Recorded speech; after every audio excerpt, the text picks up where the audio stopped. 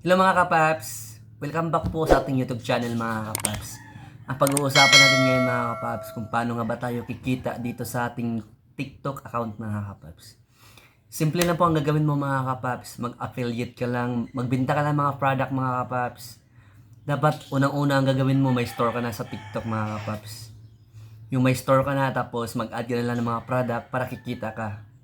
Malaki po ang bigayan sa TikTok affiliate mga kapaps. Siyempre, makukuha mo dito is commission mga kapaps. Pag makabenta ka ng mga product, meron kang commission. So, sa mga hindi pa alam, ang ituturo ko po ngayon mga kapaps, sa mga hindi pa nakakaalam nito, sundan mo lang ang step na ituturo ko at huwag natin patagalin ito mga kapaps. Simulan na natin, let's go.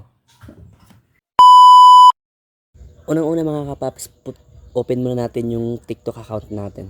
Tapos, pag-open nyo mga kapaps, may makita kayong profile dyan sa gilid. Mga kapaps, yung may bilog na pula po mga kapaps, ayan profile. Pagtapos mga kapaps, punta kayo sa TikTok Shop Creator Center. Tapos mga kapaps, antayin lang natin ma-open to. Ayan. Antayin lang natin. Ayun. Dito na tayo sa TikTok Shop Creator Center mga kapaps. Ayun. Dito nyo makakita yung performance data nyo mga kapaps. Ayan yung mga product na nabili. Tsaka yung estimated commission yung mga kapaps. Dito nyo po makikita. Okay, dito muna tayo sa TikTok Shop Toolkit mga kapaps. Ayan. Dito muna tayo sa Product Marketplace. So, dito na tayo sa Product Marketplace mga kapaps. Ito na. Dito tayo mag-a-add ng mga product mga kapaps para ibenta natin sa ating TikTok Shop.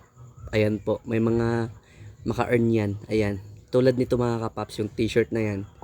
Ayan. I-add natin yan. Ayan. Ganyan lang po mag-add ng mga product mga kapaps. I-click nyo na po yung add. Automatic added na yan sa TikTok Shop nyo po. At dyan din po nakalagay yung mga ma-earn natin mga kapaps pag nabenta tong mga product natin to sa shop natin. Ayan po. Mga add lang ngayon mga kapaps. Add yun lang. Kahit anong gusto yung product dyan mga kapaps, pwede nyo po ma-add yan. Ayan po. Ayan. Add showcase lang tayo mga kapaps. Ayan. Kahit anong gusto nyo pong product dyan. Yung mga malaking commission, pwede yan mga kapaps. Yung mga mahal na mga product, pwede yan para malaki din yung commission natin. So ayun mga kapaps, ganun lang po kasimple mag-add ng mga product.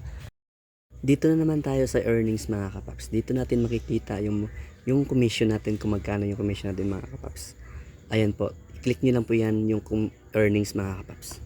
Kung makakabenta tayo ng marami mga kapaps, mas malaki yung earnings natin mga kapaps. Ayan po. Sa akin po, 119 lang po yung earnings ko mga kapaps. Yung earnings ko dito kasi naka-withdraw na ako ng 10,000 nakarang araw.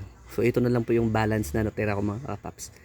So, pag masipag ka lang dito magbenta ng mga product mga kapaps, sobrang laki po ng commission na makukuha mo dito mga kapaps. Ayan. Dapat dito mga kapaps, masipag ka magbenta, masipag ka mag-live para marami kang earnings na makukuha mga kapaps. So, wala namang easy money dito mga kapaps. Lahat paghirapan mo yan. Lahat ng kikitain mo dito is paghirapan mo. Magbenta ka. Ayun mga kapaps, para malaki yung kita mo. Mas maganda to mga kapaps sa mga baguhan na gaya ko na hindi pa kumikita dito sa YouTube mga kapaps.